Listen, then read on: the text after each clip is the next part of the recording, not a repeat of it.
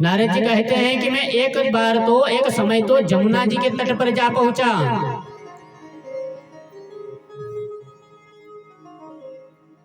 एक युवती, एक स्त्री, दो महान पुरुष, वृद्ध पुरुष जिसकी गोद में सिर है, हवाएं करती जा रही हैं और कहती है उठो लाल उठो, अरे उठो लाल उठो। नारद जी ने कहा महात्मा, मैंने तो देखा ना कि कोई स्त्री है, वो भी दुखियारी, तो मैं पास में भी नहीं गया, दूर से ही निकल पड़ा। हमारे साथ में भी होता है, अरे के पास में जावेंगे तो दुख ही सुनावेंगे। नारद जी ने कहा कि मैं तो पास में भी नहीं गया और दूर से ही निकलने लगा। तभी उस युवती ने मुझे देख लिया और कहने लगी अरे भो भो साधु श्रम तृष्ट। क्या कहती है? अरे भो भो साधु श्रम तृष्ट, अरे रुको साधु श्रम तिष्ठ, कुछ क्षण कुछ समय रुकिए। भो भो साधु श्रम तिष्ठ और मम चिंता मपि नाशय, मेरी चिंताओं का नाश करो।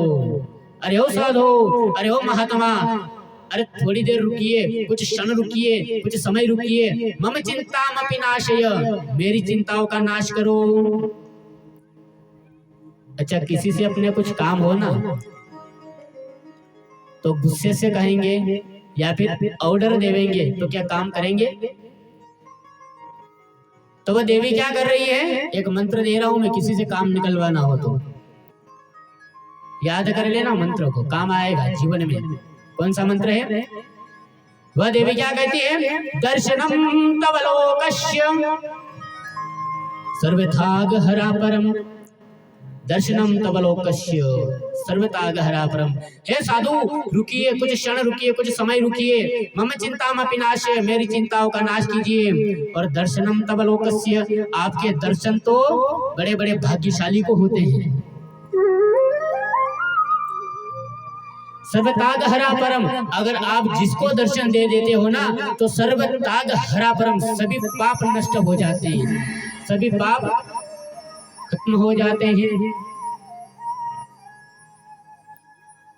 नारद जी ने कहा कि देख लिया है, बुला रही है तो जाना तो पड़ेगा। तो नारद जी पास में गए और कहने लगे अरे ओ देवी, आप कौन हैं? ये दोनों बूढ़े वृद्ध पुरुष कौन हैं जो कि आपकी गोद में मस्तक रखकर सो रहे हैं? लगता है इनको कुछ परेशानी है। अरे लगता है इनको कोई ना कोई बीमारी, कोई ना कोई रोग हो गया, कोई परेशानी हो गई जो कि यहाँ से उठ नहीं पा रहे होंगे। आप रो क्यों रही हैं? क्या हो गया? आपकी चक्षुओं से, आपकी आंखों से आंसू क्यों निकल रहे हैं?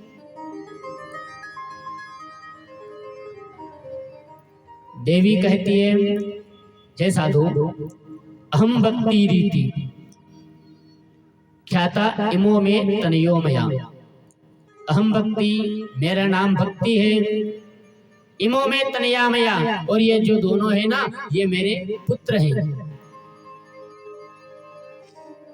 नारद जी ने देखा दोनों वृद्ध पुरुष हैं और आप तो 18-19 साल की कन्या दिख रही है। अरे ये आपके पुत्र कैसे हो सकते हैं? देवी कहती है ज्ञान वैराग्य मानो काल योगे न झरझरो। ये दोनों मेरे पुत्र है, ज्ञान और वैराग्य, इनको काल ने ग्रसित कर लिया है। काल योगे न झरझरो, यह दोनों काल में घिरे हुए हैं।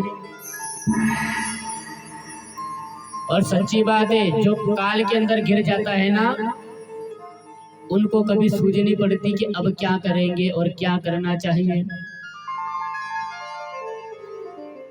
जब समय खराब आता है ना तो कुछ भी अपन फैसला नहीं कर पाते हैं। चाहे मौत के कुएं में गाड़ी चलाते हो, लेकिन जब एक्सीडेंट होना होगा नहीं तो उस समय वहां पर भी सोचनी पड़ेगी कि यह गाड़ी ऐसे घुमावे कि ऐसे घुमावे। जब काल आपके पास में आता है ना तो सारी मति को हर लेता है, आपके ज्ञान को हर लेता है।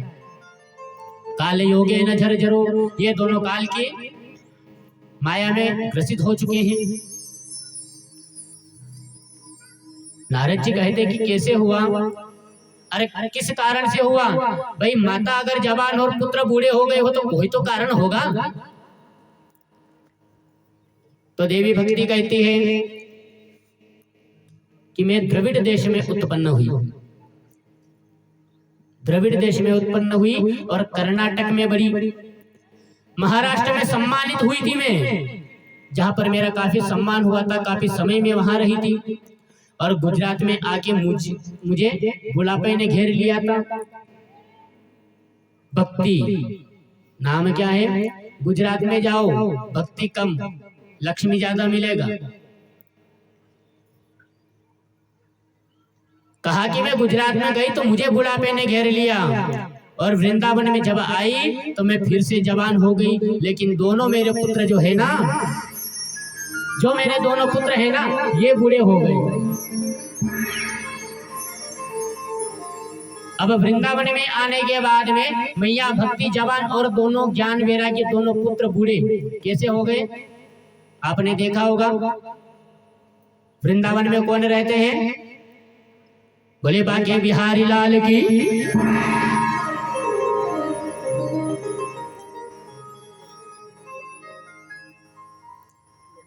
कृष्ण कन्हैया लाल की। बाके बिहारी लाल वृंदावन में रहते हैं ना, और वहां पर आप जाओ, जितने भी आपको मिलेंगे सभी क्या बोलते मिलेंगे? राधे राधे, यही बोलते हुए दिखेंगे ना आपको। अरे राधे रानी का जयकारा लगाते हुए सभी उधर ही मिलेंगे। एक बार अपन भी जयकारा लगाते, बोले राधे रानी सरकार की।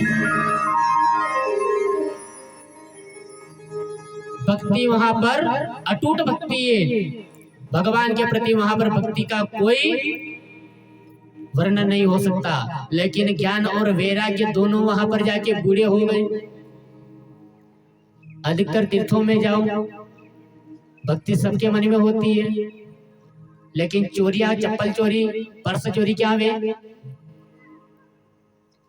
चोरियां कहां पर होती है? अधिकतर लिखा जाता है, मंदिरों में भी लिखना पड़ रहा है। पहले तो ट्रेनों में लिखा जाता है, पहले तो कहीं कहीं राजा नेताओं के वहां पर जाते थे तब माइक में बोला जाता था कि जेब कतरों से सावधान। लेकिन आज के समय में मंदिरों में भी लिखा गया है जेब कतरों से सावधान। बोलो ज्ञान कहाँ है और वैराग्य कहाँ है? भक्ति तो है ना, भक्ति है तभी मंदिर में जाते। कहीं ना कहीं उन चोर के मन में भी भक्ति है तो मंदिर में जाते, लेकिन ज्ञान नहीं, वैराग्य नहीं।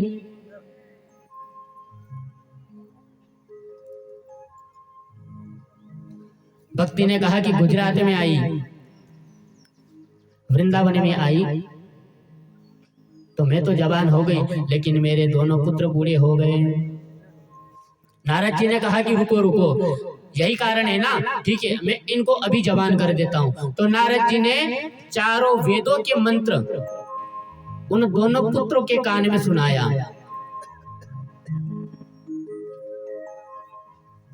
चारों वेदों के मंत्र सुना दिए, फिर भी थोड़े से खड़े हुए और वापिस लेट गए।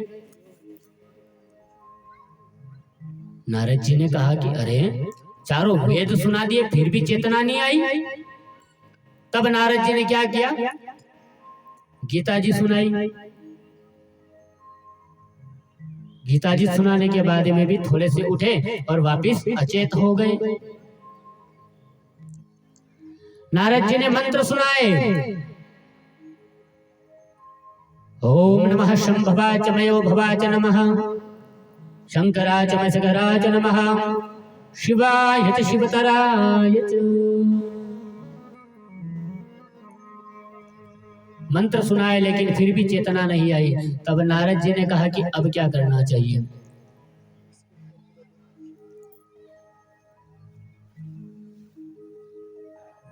तब नारद जी ने कहा कि अब तो एक ही उपाय है।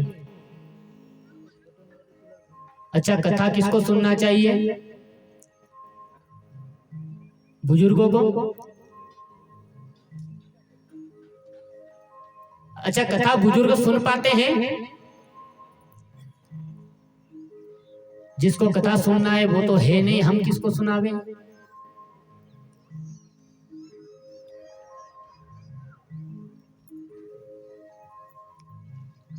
नारद जी ने कहा कि एक काम करो, हम जाते हैं संतों के पास में, ब्राह्मणों के पास में, उनसे पूछते कोई ना कोई उपाय निकलेगा। संतों के पास गए, ब्राह्मणों के पास में गए, लेकिन कोई उपाय नहीं मिला। ब्राह्मणों ने कह दिया कि चारों वेद हमें याद है, चारों वेद आपने सुना दिए, कुछ हुआ नहीं तो हम क्या करें, हमारे पास कोई उपाय नहीं। चलते गए, संतों के पास में गए, लेकिन कोई उपाय नहीं मिला। भगवान सूर्य नारायण की गति रोक दी भगवान नारद जी ने और पूछा, हे भगवान, आकृष्णन रजसा वर्तमानो निवेशयन्न मृतमृतञ्च हिरण्ययेन सवितारथेन देवो जाति भुवनानि पश्यन्। हे भगवान सूर्य नारायण, जिस प्रकार से आप अंधेरी रूपी माया को मिटा के प्रकाश फैलाते हो ना, उसी प्रकार से हमारे जीवन का, हमारे मन का अंधेरा मिटाइए। मैं आपकी शरण आया हूँ, कोई ना कोई हमें रास्ता बताइए। भगवान सूर्य नारायण ने कहा कि हे नारद, जो रास्ता आप पूछने आए हो वही रास्ता आपको सूत जी महाराज बताएंगे।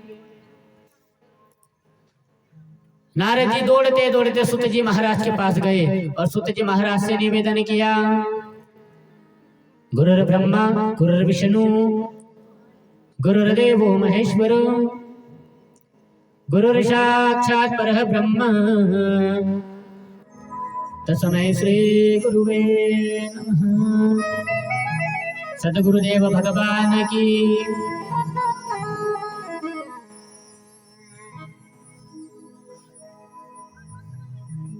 सूत जी महाराज से प्रश्न किया।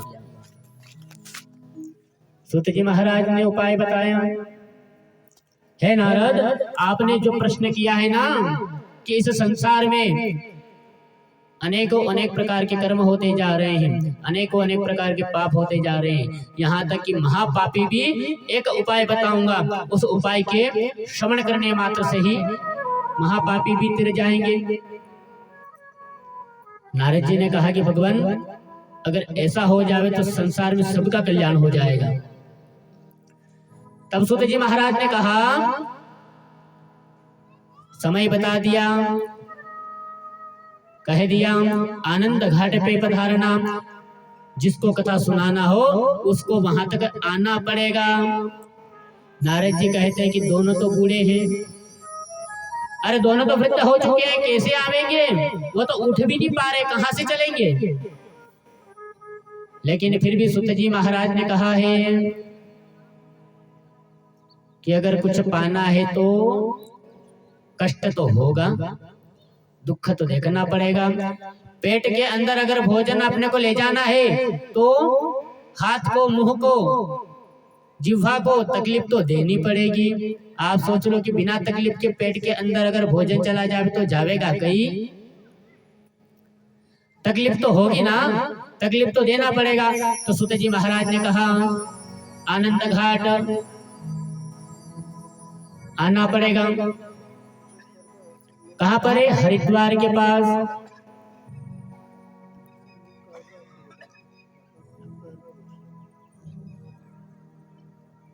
नारद जी गए दौड़े दौड़े और कहा, हे देवी, आप अपने दोनों पुत्रों को लेकर चलो। देवी ने ये प्रकार अपने पुत्रों को उठाया और चलने लगी। अब वहां पर देवता भी थे। देवताओं ने सोचा कि महाराज जी कथा प्रारंभ करने जा रहे हैं, हम भी चलें। तो देवताओं ने कौन सा रूप धारण किया? मनुष्य रूप।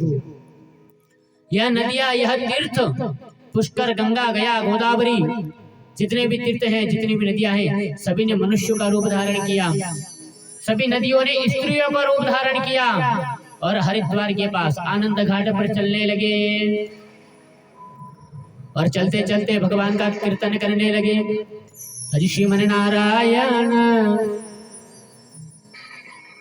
नारायण नारायण श्रीमन्नारायण नारायण श्रीमन्नारायण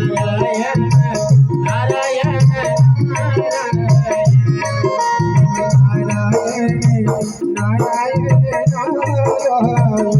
ओ श्रीमन्नारायण नारायण नारायण श्रीमन्नारायण श्रीमन्नारायण नारायण नारायण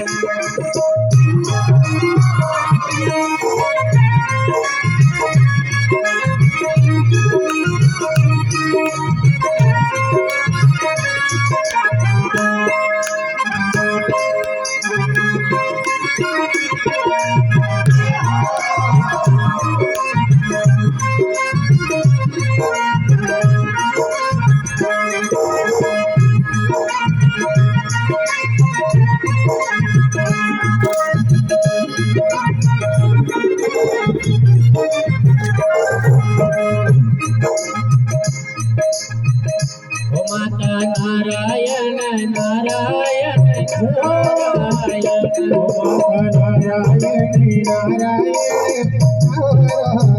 ओ माता नारायण रे पिता नारायण माता ओ माता नारायण पिता नारायण माता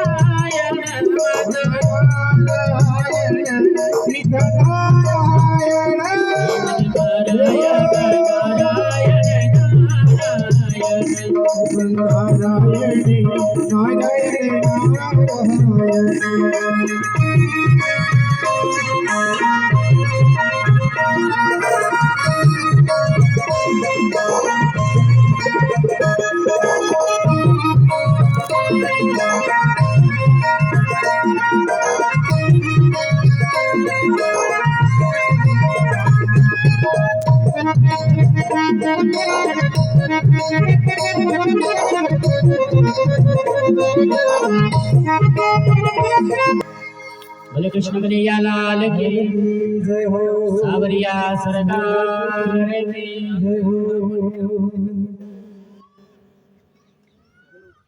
बोले लक्ष्मी नारायण भगवान की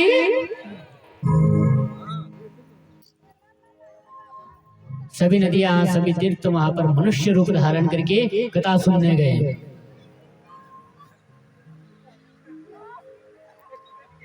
अब किसी ने पूछ लिया शौनक जी महाराज ने कि अरे भगवान यह भक्ति तो आ गई लेकिन भक्ति कहाँ पर बैठेंगे, क्योंकि देवता नदियों से ही पूरा पांडाल भर गया है, बैठने के लिए जगह नहीं है। अब भक्ति कहाँ पर बैठेगी?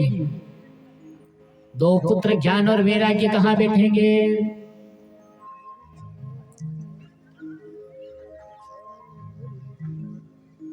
महात्मा कहते हैं कि हे नारद, भक्ति को तो भक्तों के हृदय में वास करने का अधिकार है। भक्ति को तो भक्तों के हृदय में वास कीजिएगा। तो भक्ति सभी भक्तों के हृदय में जाके बैठ गई। बोले भक्त वत्सल भगवान के।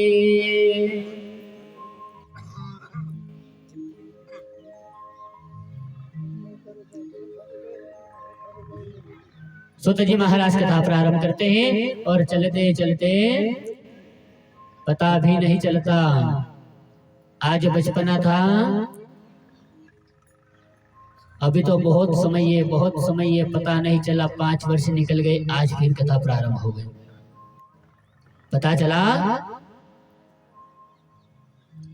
आज कथा प्रारंभ हुई, 7 दिन 6 दिन बहुत है, पता भी नहीं चलेगा 6 दिन भी निकल जाएंगे।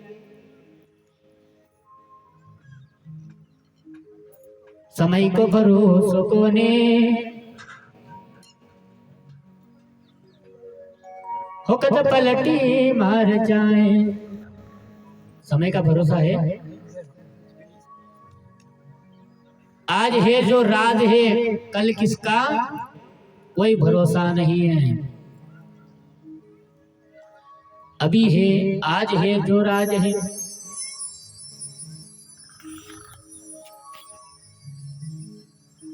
शौनक जी महाराज ने प्रश्न किया हे महात्मा, भक्ति बैठ गई, लेकिन कथा क्या सब सुनेंगे? जितनी भी नदियां आई है, जितने भी तीर्थ आए हैं, जितने भी भगत आए हैं, क्या सब कथा सुनेंगे?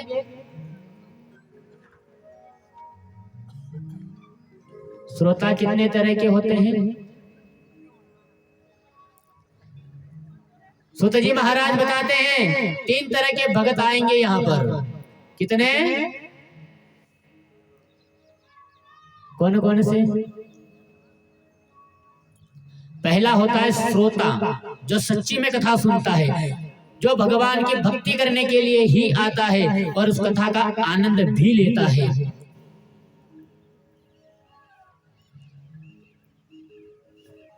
कौन होता है? श्रोता। दूसरा होता है,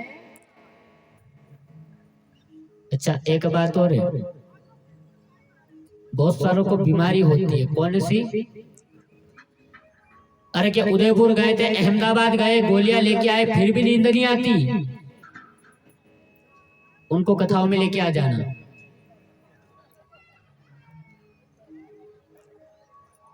बहुत सारे कहते हैं कि हमें कोई दुख नहीं है, कभी हमने ऐसा कोई पाप किया ही नहीं कि हमारे हाथ पैर माथा दुखे, हमारी कमर दुखे। उनको कथा में लेके आ जाना कि आपके पाप है कि नहीं है। पता चल जाएगा 1 घंटे बाद ही कि आपने पाप किए कि नहीं किए। देखो, वैसे तो इस जीवन में, इस संसार पर, पृथ्वी लोक पर जो भी आता है, इसका नाम ही क्या है? मृत्यु लोक। मृत्यु लोक। और मृत्यु लोक में आए हुए सभी पाप करते हैं, आप भी और हम भी। प्रमाण बताऊं? सुबह सुबह माता बहना रोज साफ सफाई करती है मकान की, घर की, झाड़ू लगाती है, पोछा लगाती है। आप और हम भी 24 घंटों में कितनी जगह जाके आ जाते हैं। जूते चप्पल पहन के कितनी चींटियां मर जाती होगी, बाहरी छोटे छोटे जीव कितने चले जाते होंगे, आपको पता है? बोलो, पाप हुए? जाने में हो या अनजाने में, पाप तो हुए हैं। और कहीं ना कहीं उन्हीं पाप की सजा अपने को छोटे छोटे तरीके से, छोटे छोटे ही मिलते हैं। पूरे जीवन में धर्म किया हो, पूरे जीवन में अच्छे कर्म किए हो, लेकिन फिर भी अगर आपको कहीं ना कहीं कोई दुख आ रहा है, तो समझ जाना कि हमारी भक्ति में थोड़ी और कमी है, हमारे भजन में कहीं ना कहीं कमी रह गई है, तो आज हमें ये परेशानी आ रही है। भागवत जी में कहते हैं कि काऊ पकाऊ खेचू खाल। सुदामा जी के हाल बताया आपको।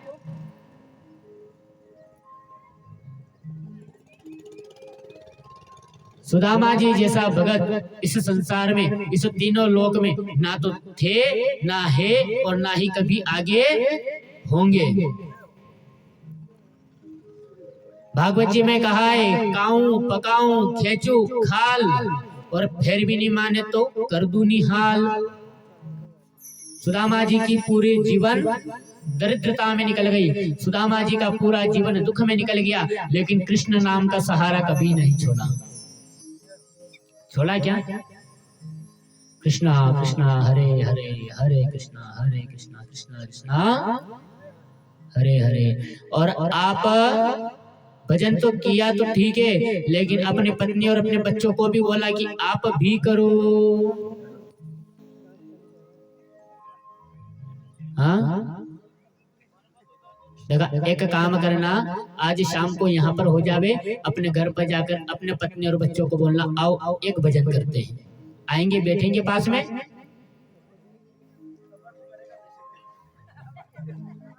क्या कहेंगे? अरे यार, फोकट की रामायण बंद करो, मैंने बहुत सारा काम पड़ जाए। अब बोलो, रामायण भी फोकट की बता देंगे।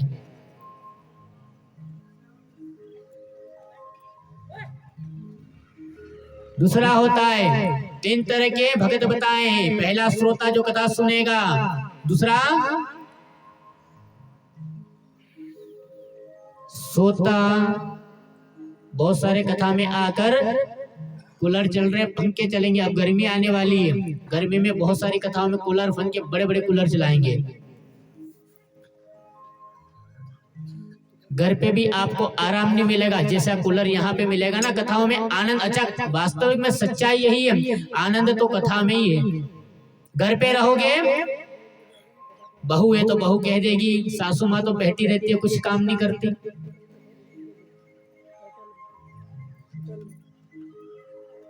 अगर बहू कथा में नहीं आएगी ना, घर पे रहेगी, सासू माँ भी वही रहेंगे, तो सासू माँ बोले देगी दिन भर बहू इधर उधर घूमती फिरती है, काम कुछ नहीं करती, और कथा में आ गए तो कोई बोलने वाला नहीं है। 3 घंटे 4 घंटे बाद भी आप आरती होगी, प्रसाद लेके जाओगे और कहोगे ना लो मम्मी जी प्रसाद, तो मम्मी जी खुश हो जाएंगे, वाह बेटा वाह कथा सुन के आई है।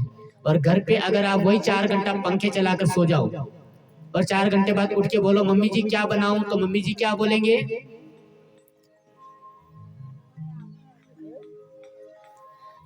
आनंद तो कथा में ही है और कहीं पर नहीं है। दूसरा भगत बताया सोता, जिसको घर पे नींद नहीं आती हो, जो कथा में आते हैं और आते तो हैं बैठ जाते हैं, कहीं ना कहीं सहारा ले लेते हैं और सुनते सुनते कथा को अपनी आंखें बंद करके सो जाते हैं। दूसरा बताया सोता। और एक भगत और है, कौन सा? ये जो तंबाकू खाते हैं ना, उनको पता है, वो आती है एक सुपारी बड़ी वाली, जिसको वो उससे टुकड़े करते हैं, क्या बोलते हैं? सरोता। वो आता है ना सरोता, जिसके टुकड़े करते हैं छोटे छोटे सुपारी के। उसी तरह से तीसरा भगत भी बताया सरोता। सरोते का मतलब कथा में बैठे बैठे कथा ना सुनना, ना तो खुद सुनेगा, ना पड़ोसी बैठे हुए उनको सुनने देगा, कुतर कुतर करते ही रहेंगे, बातें करते रहेंगे, ना तो खुद सुनेंगे ना उसको सुनने देंगे। तीसरा हुआ सरोता। 3 प्रकार के भक्त बताए, श्रोता, सोता और सरोता।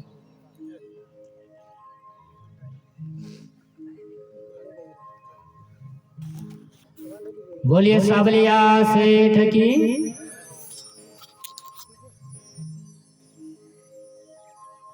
कथा सुनने के नियम बता